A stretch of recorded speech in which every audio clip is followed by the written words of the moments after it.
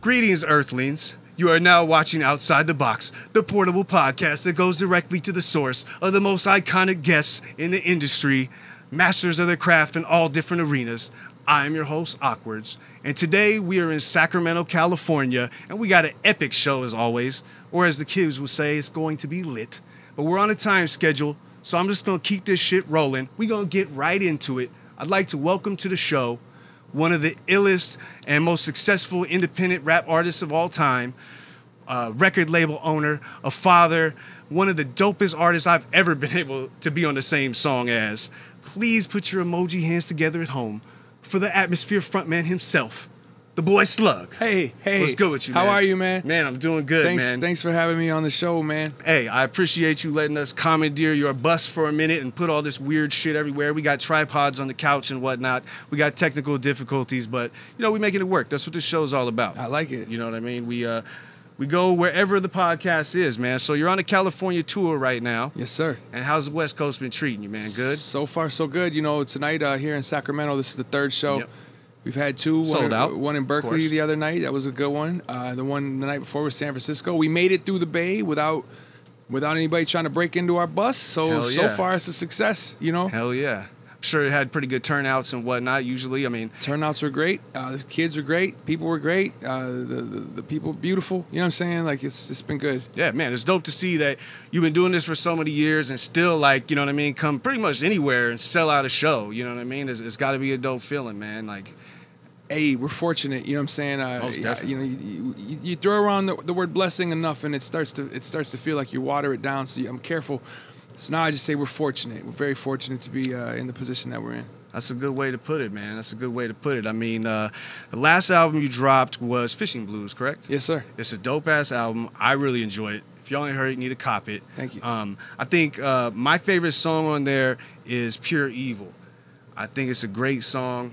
Obviously, it's an age-old topic, an age-old, like, crisis we've been dealing with, you know, since, like, the inception of America, damn near. So, you know, I'm just curious, was there a certain instance that made you decide to write that song, or it's just something that you just been thinking about it for so long, it's like, man, I gotta put this down? You know, it's a song I've tried to write a few times, and I've tried to approach it from different directions. We have some in the past. There was a record called Between the Lines. There was another record called Less One, you know, where I tried to address just police brutality, police misconduct, and just the idea of, you know, when you give somebody a certain type of power, how they will abuse that, you know.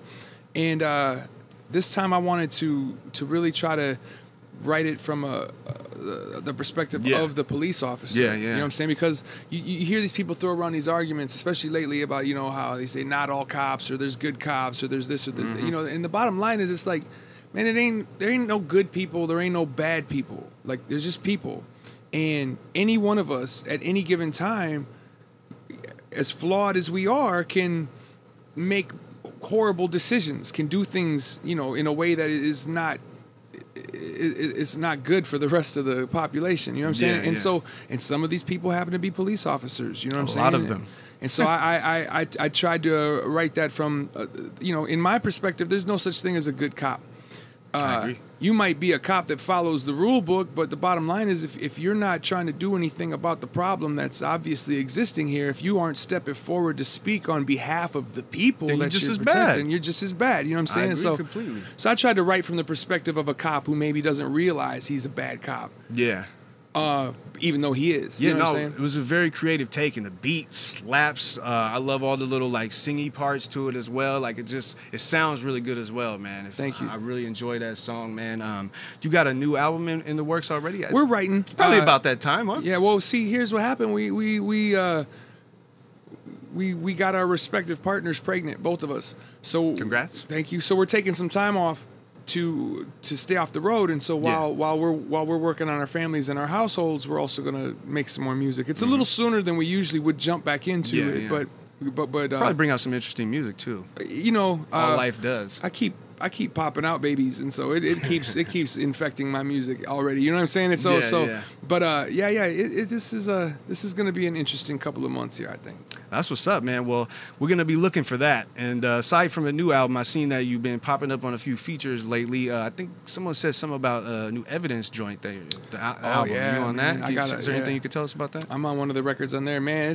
It's a great record, dude. Like you know, I don't know if I'm allowed to really like spoil anything. Did Alchemist do the beat? Can you say that? I'm not allowed. I don't Fair know enough, that I'm fair allowed enough. to spoil anything yet. Fair enough. You know? Hey, if you can't, I gotta let you know. I gotta let Ev lead the way with it, and then I come in and do the retweets. We had to try. We had to try. I heard about it and it piqued my interest, man. I seen you also jumped on the homie Nocando's album as well, man. It's a good song. I really like the joint. The album in general is dope. I always love when I can get on a record with somebody and they out rap me. I love that. You know? Yeah, Nocan kind of has a habit of. He's dangerous, man. He's fucking dangerous. He's a lot of fun to work with, though. Like making that record with him was fun. You know, obviously we didn't get to do it in the same room together. We did it mail order. But you know, I really like when an artist is not afraid to tell me what they think. Or even to criticize, or even to throw, you know, to be like, well, that part's okay, or whatever. I like that because I feel like that when you break those walls down, then that's a real collaboration. You know what I'm saying? So when we can have the type of relationship where we can criticize what the other one's doing in the process, that reminds me of what I do with Anthony. You know what I'm saying? And so, for sure. So with artists like Evidence or with Nocan, you know, both of them are great examples of that. Like the type of familiarity or the type of comfort that is there to be able to speak freely and not just be like, well, you know, that's my verse and that's what you get. You know what I'm saying? I like that. Yeah, no, he's definitely known for that, man. And if y'all ain't heard the Severed album, man, y'all need to fuck with it. Y'all need to check it out. I like seeing you jump on other people's records, man. I mean, obviously at this point, I've been listening to your music for a long ass time. Like, I've supported albums and whatnot, but not only that, like back in the day of like the fucking like, for these young kids probably may not even remember this, the fucking like Audio Galaxy and like Soul Seek, like downloading days of finding, like I would always try to find like rare tracks from people that wasn't like on an album or whatever I could find. And there's a particular song that I found, and it like maybe like 13, 12, 14 years ago. It's like one of my favorite songs you've ever done. It's called Rats. And I wanted to know if you have any, like, what album was it? I could never find out, like, what that was from. Is that just, like, some random shit floating around? You know, that never even made it off of the 4-track. That is a How the hell did I get that? You know, we used to give our stuff out to a few heads in the city. Before, you know, just to kind of give a little background. Me and Anthony are older than we look. And so when people started trading music on the internet, neither one of us had been on the internet. You know what I'm saying? Like this is before I had a cell phone even. Okay, you know what I mean? Like before cell phones could even do what they can do right now. You know, and so there were a few homies though that were younger that we would give them copies of the songs we were making, and then they would go and they would trade with people and then bring me back whatever, you know, dubs of whatever they got. You know what I'm saying? And so it's like I would give, you know, there's a homie named Advisor, for example, from a group called the Odd Jobs. Okay. I would give him just 4-track demos of me and Anthony's, and then he'd bring me stuff, and that's how I discovered A$AP Rock, or that's how I discovered Dose One, or some of these dudes back then, was because Advisor would bring me back whatever he could trade. You know what I mean? And so a song like Rats, I think that's probably from around 1996 or 1997. Wow. Yeah. Holy shit! I probably caught it maybe like 02, 01, something like that when I got it. Yeah, I always wanted to know about that, man, because even before this interview, I tried to like really, really look it up, and I just couldn't find shit. It's like on YouTube, you can listen to it, but I can't find no information on it. So I appreciate you clearing that up. The mystery has been solved. Every so often we consider going through and cleaning it all out of the internet, trying to make it all go away. But it's like, are you I don't know. Capable of doing that? I don't know. But that sounds pretty. Just because once in a while, me and Anthony are like, you know, maybe we shouldn't have given all that garbage out. You know what I mean? Because it's like, but I think we always come back to the fact that, like, you know what, somebody probably want to hear it. I don't ever have to listen to it. You know what I mean? So as long as I don't have to hear it, don't play Rats is a fire song, man. Check that out, man. I like that song. I've always liked that record for a lot of years. That was back when I think we were writing 3 20-bar verses to make a song. That song's probably like 6 minutes long. Yeah, it's pretty long, man. I like that shit, though. Something I always wanted to know, too, man. do you have any kind of like confirmation that Christina Ricci, Lisa Bonet, or Rosie Perez have any idea that you and Murs made albums dedicated to them? Any inkling of reaching out or acknowledge anything? Nothing official. You know what I'm saying? Like once in a while, you heard something? I'll get a tweet from somebody that'd be like, "Hey, I served a coffee to such and such, and I told her about this record," and usually I'm like, "Well, how'd they respond?" And they're like, "Oh, they just kind of like, you know, just." They gotta know. They gotta know somehow, just man. Give me my coffee. You know what I mean? Don't pester me. They gotta know somehow, man. If fucking, you know, Eminem and Drake are watching our rap battles and Jay-Z, like Christina Ricci's gotta know about this. I mean, you know, I don't know. I'm sure you guys sold a decent amount of copies. Like, they've gotta know. I don't know how far down the underground rap wormhole Christina Ricci goes. You know what I mean? Like, so I don't know. So I wouldn't be surprised if any of them did know. I would say Rosie. Is probably the one, because she seemed like, you know, she kind of has her ear to, I wouldn't say to the streets in regards to us, but I'm saying she kind of has her ear to culture. You know what I'm saying? I agree. And so I would say if anybody knows, that's a good observation. It'd be hard. I think y'all need to do part 4 about Rosario Dawson. Oh, she's been on the list. You know what I'm saying? Like, yeah, I got to meet her, man. It was one of the greatest days of my life. I believe you. So she came to Stockton, of all places, and I found out at the last minute, and I just dropped my whole life and went down. What was she doing? What she come out she for? She was speaking.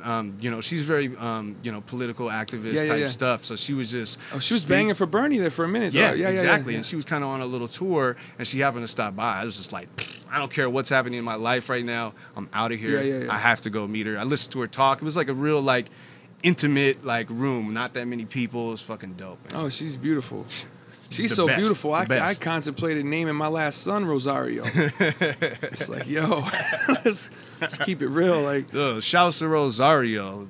Well, yeah, like I said, man, I've known about you for ages at this point, but I think the first time I actually met you was like at Scribble Jam, like 02 or 03 or something like that.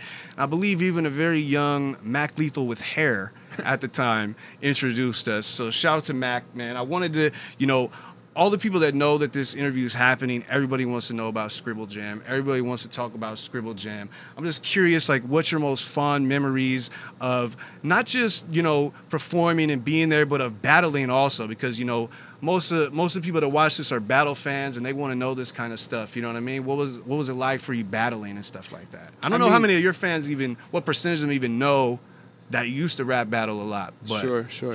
Touch on that if you can. You know, for me, I would say if there was one specific memory that stands out about battling at Scribble Jam, it would definitely be the rap battled Eyedea. Like, it wasn't supposed to happen. You know, you know, he's crew. So hate that when that happens. Yeah, you know, and so it was not fair, because there was no reason why Eyedea would ever lose to me. I knew this then, that like he beats me all the time. He beats me in the car. You know what I'm saying? Like, and so I had to cheat. I had to say things that were like that only I knew, and I had to make jokes out of his mom and things like that. You know, and so I kind of felt like.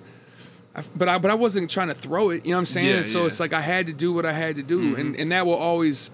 It sucks battling your friends, man. Hey, man, that's, I think, one of the reasons why I kind of stepped away from battling, too, was because when it got to that, I was like, you know what, from now on, I'm only going to battle people when it's real, like you're offending me, and you want to, or we got the same name, and we got to figure out who gets to keep it or something. You know what I mean? Like, because I just didn't want to be stuck battling Blueprint or stuck battling Sage. I had to battle Sage Francis once too, and it was the same thing where it was just kind of like, man, what am I supposed to say about this guy? He's a friend, you know? Yeah, it's definitely a more playful battle for sure. And you know, and so in that regard, it was I would say that's the stuff that stands out the most to me. But as far as my Scribble Jam memories, you know, there were so many things at Scribble Jam that were amazing experiences, amazing opportunities to network and to become friends with people. You know, you know, it's one of those things where I'm like, man, it's too bad it went away. But I also know that you can't bring something like that back, because you're never going to recapture.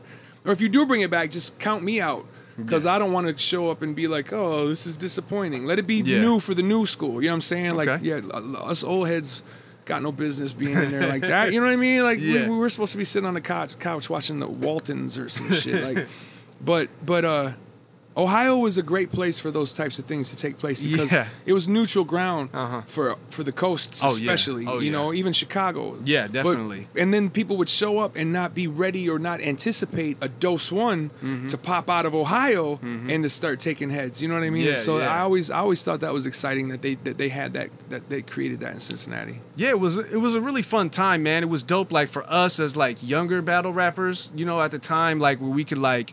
It was crazy because like seeing the success of like you guys are like Slug, Brother Ali, you know, Mac, etc.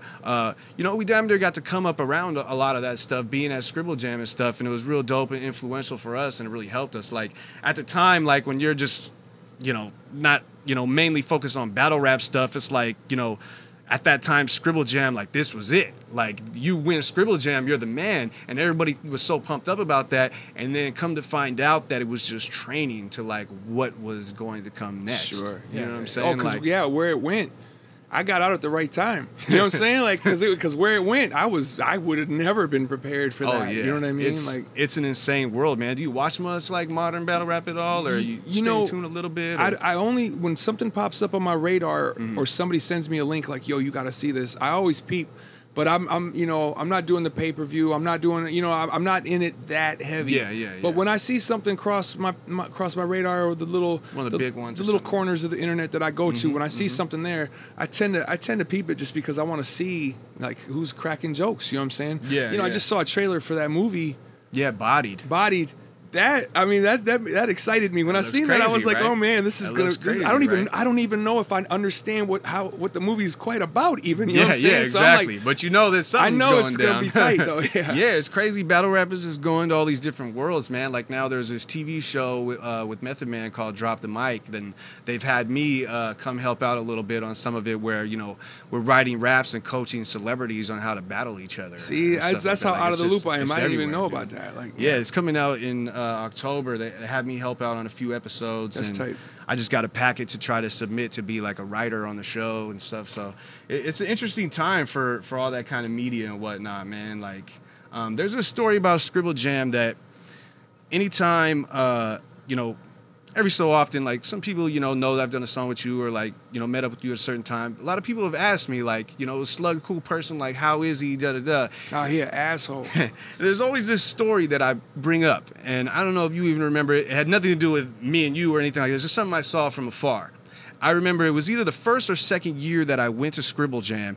It was like going into like the meet and greet. You know how the first night was like the meet and greet somewhere, right? And there was like a line of people waiting to get in before the show started. I think it might have been around the time like maybe like God Loves Ugly came out or something like that. Because, you know, because I remember the year before, everybody knew who you were from like battling and stuff. But then the next year it was like, whoa, you know what I mean? Your shit had really popped off. And I remember seeing you walk outside and start like buying CDs off like independent artists that's just in line.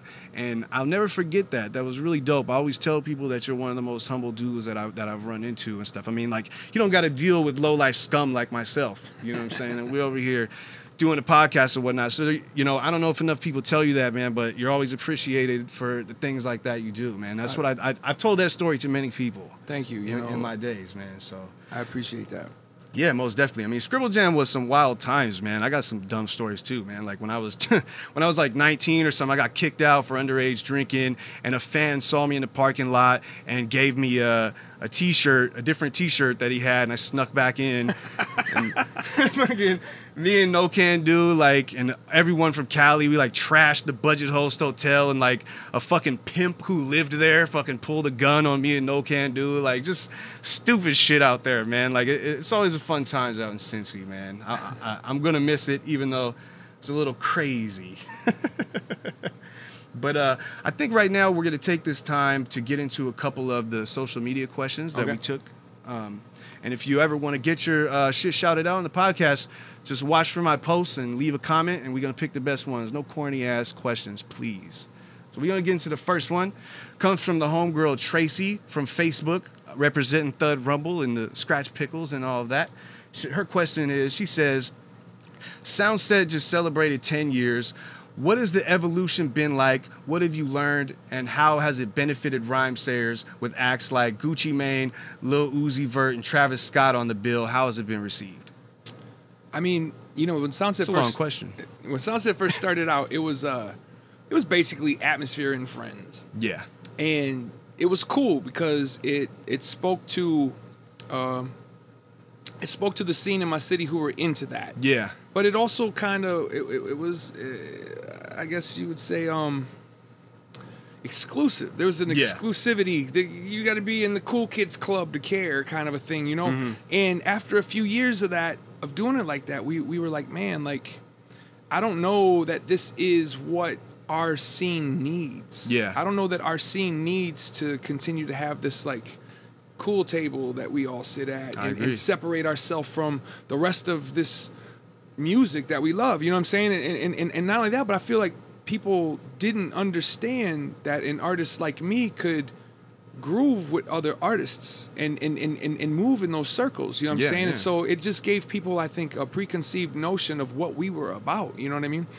And you know, we were never about being like anti the rest of this culture. Yeah. We were just about really trying to be self-sufficient. And so that was you doing know, you. Back in the day, we used to scream, you know, fuck the major labels and independent or death, because that was us establishing our identity to ourselves, not so much because we were trying to get other people to agree with it, but we were just trying to convince ourselves that we were something. You know what I mean? Yeah. As we got older and as time went on, we realized like, yo, like we're locking out a lot of people who want to have a good time too. And so, you know, we started messing around and booking other artists. You know, we got like Big Boy to come or Meth and Red. We started making sure to get some of the old school groups. Every time we do a Soundset, there'd be at least 2 old school groups on there. We would make sure there'd be a rap group with a live band. And then we would start to go for artists that we thought would be next to break. So we were able to get Kendrick before he broke. We were able to get Macklemore before he broke. We were able to get, you know, so that we were starting to feel confident in our ability to kind of foresee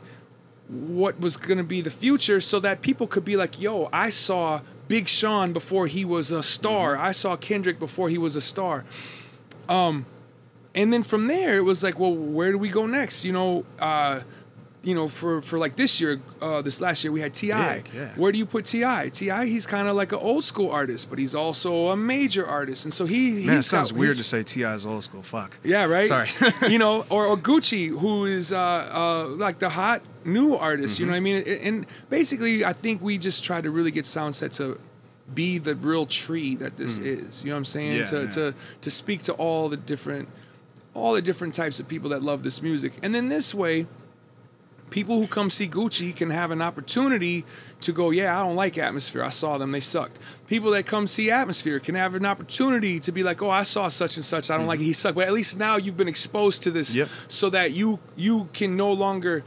You can no longer just hide from it. You know what I'm saying? You can no longer just get in your little world of I think it's your little pocket. Man. You know what I'm saying? It's like, and now that you've been exposed to it, you can keep hating on it, but have a reason. Or you might like it. Or you might like it. And that's really the main thing is for people to be like, hey, you know, how do you, you know, even more interesting, the new complaint that I've seen about Soundset, because for me, Soundset has a lot of complaints. People in my town, whatever you're doing, you're not doing it good enough. You know what I'm saying? But that's just shit in your city. It's real though, you know, and so you got to listen, you know. And so this year, the complaint that I saw was a lot of the street artists from my city have been like, hey, Soundset ain't never fuck with us, local street artists, but they'll bring in big name street artists to sell tickets.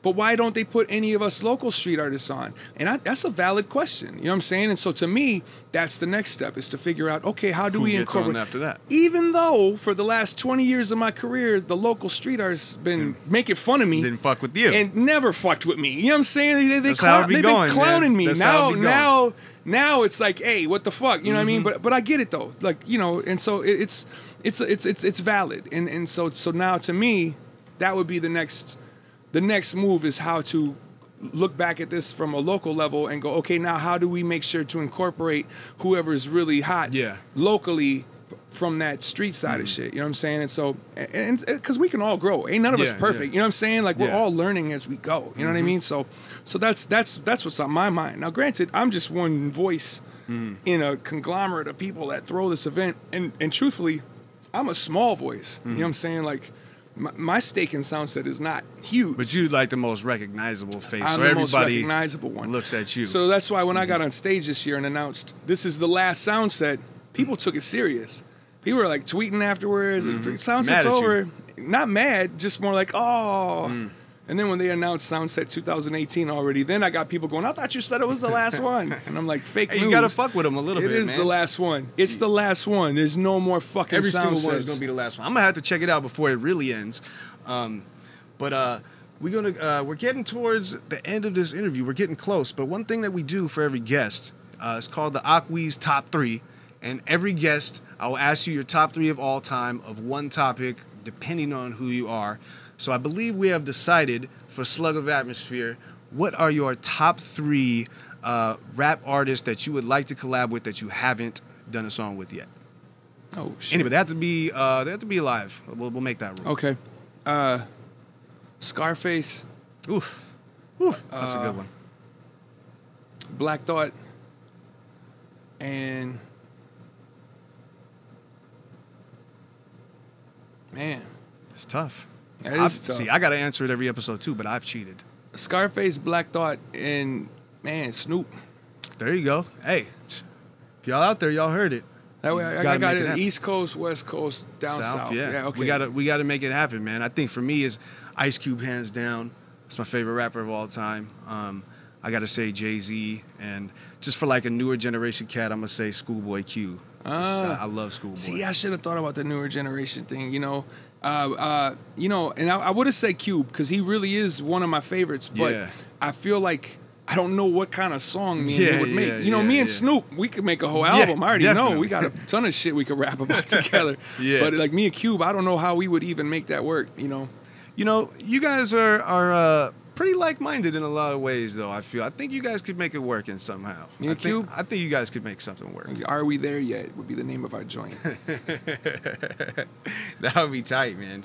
Well, that's the Okwerdz Top 3, man. We about to let you out of here in a little bit, but we can't let you go just yet. We got to tell the people where they could find you on social media. If they want to tap in with you, they want to get at you, let them know. We're going to have magical shit like flying across the screen and whatnot. Just Atmosphere on Instagram. Everything, huh? On Instagram, I'm Atmosphere. On Twitter, follow them on Atmosphere. I'm Atmosphere. On Facebook, I pay somebody to take care of it, and it's just the name Atmosphere. I don't talk on Facebook, so if you got anybody talking to you claiming to be me, that's not me. But I am the one on Twitter doing the talking. Instagram, don't send me DMs. I don't read them. Yeah, it's kind of strange process, the whole DM thing on Instagram. Yeah, plus I'm old, man. Like, this is not how I get down. You know what I'm saying? Like, you want to talk to me, you got to find me. And I'm on Snapchat, but really it's just me posting videos of my kids doing stupid shit. There you go. Yeah. Follow him. Follow me as well. Okwerdz or Okwerdz209 on fucking everything. Every social media except Snapchat. I don't fuck with that just yet. I can't, I'm not sold on it. Wait, I don't know if I have a... Actually, I'm not Atmosphere on Snapchat. I'm Seanmosphere. Okay, Seanmosphere then. But you know what? Don't follow me on Snapchat. Oh, that's just gonna... Don't even bother. That's just gonna open the floodgates up and make them follow you when you do that. Snapchat is just for the ladies. That's what I should start saying too. Don't follow me. Don't follow me. Don't follow me, man. Well, hey, we appreciate you coming on the show, man. There's one thing left to do. We're gonna need you to sign that tablecloth. Just write, if you want to write me a letter, if you just want to sign your name, however you want to do, we appreciate it. And another thing too, I know, shouts to my boy G Koop. I know you work with him quite a bit on a lot of stuff. For many that don't know, he basically produced Bad and Bougie, minus the drums, and a whole other bunch of smash hits. They work with Atmosphere as well, man. If you real quickly, what do you guys do when you collab and whatnot? We're cool. Yeah. Yeah. Well, Anthony goes out there and kicks it with them for a little while, and they just make shit. They don't let me come. I don't get to be there. Straight up. Like it's a lockout. The rapper don't get to be there. Oh, yeah. Yeah. But I kind of like that because then I get just surprised with what shows up in the file. You know what I mean? Hell yeah. That's what's up, man. Well, shouts to G Koop. We got something coming on the way too with G Koop. One of the fucking dopest. He's just like, he makes beats. He got crazy sample creation. He just likes to just play crazy music for a while and just toss it where it can go. You know what I mean? Oh, he's really writing a letter here. The soothing sound of pens on tablecloth. What new rappers do you like these days? What I've been listening to lately, I mean, the little homie Dem Atlas. I know that's cheating for me to mention him. He sang on the new album, right? Yeah. I was actually going to ask you about that guy. You know, Chance. Obviously, I love Chance. I like Vic Mensa. I like. I'm trying to think. You know, I like everybody from TDE. Mm-hmm. I like Schoolboy. I think Schoolboy is like my favorite. Schoolboy is sick, man. I like all them dudes though. Like I like how J-Rock. they're all different. You know what I'm saying? Yeah, like it's yeah. like that's how a posse's supposed to be. Mm-hmm. It's everybody got a different voice. You know, we went through a phase there in the '90s where the crew all sounded like each other's. Now it's definitely. Like, trying to think of who else I've been really rocking with. I'm having blank space. Hey, right no now. worries, man. Well, I was just passing the time while you signed the tablecloth. I appreciate you having us on your bus, man. Thank you so much. Thank you. Thanks everybody for watching.